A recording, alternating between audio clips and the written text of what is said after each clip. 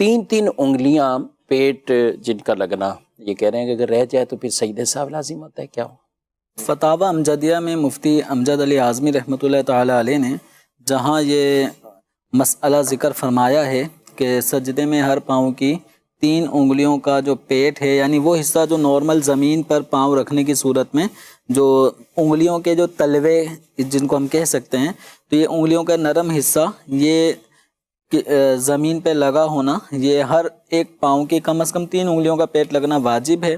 اب اس کے ساتھ مزید یہ بھی فرمایا کہ اگر بھولے سے کسی کا یہ واجب رہ گیا تو یہ سجدہ سہو کر لے تو اس کی نماز درست ہو جائے گی، بھولے سے اگر جس کی ہے عادت اور وہ۔ اب جو عمومی طور پہ جو لوگ کرتے ہیں اور کبھی یہ مسئلہ سیکھا ہی نہیں ہوتا تو وہ اپنے پاؤں کو بالکل اس طرح رکھتے ہیں، یعنی یہ جو پاؤں کی انگلیوں کا نرم حصہ ہوتا ہے نوک آگے سے کہہ رہے ہیں، زمین پہ نہیں لگتی، یہ صرف اگلا حصہ جو کنارہ ہوتا ہے یہ ٹکا دیتے ہیں۔ تو پیٹ ہوتا کیا ہے؟ پیٹ یہ ہوتا ہے جو اگر مثال کے طور پہ کوئی بھی شخص زمین پہ پاؤں رکھا ہوا ہے نا، تو انگلیوں کا جو حصہ زمین پہ لگا ہوا ہے وہ انگلیوں کا نچلا حصہ انگلیوں کا پیٹ کہلاتا ہے۔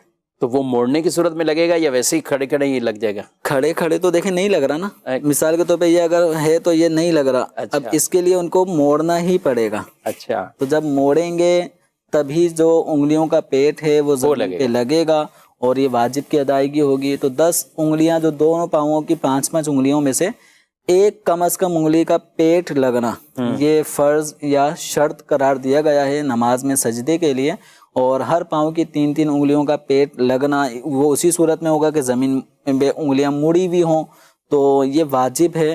اور 5 انگلیاں ہر ایک پاؤں کی یہ مڑ کر ان کا رخ قبلہ رو ہو تو یہ سنت مبارکہ ہے۔ تو یوں اگر ہم سنت کی ادائیگی کریں گے تو ہمارے واجب اور ساتھ ہی ساتھ ہمارے فرض کا تحفظ ہے۔ ماشاءاللہ۔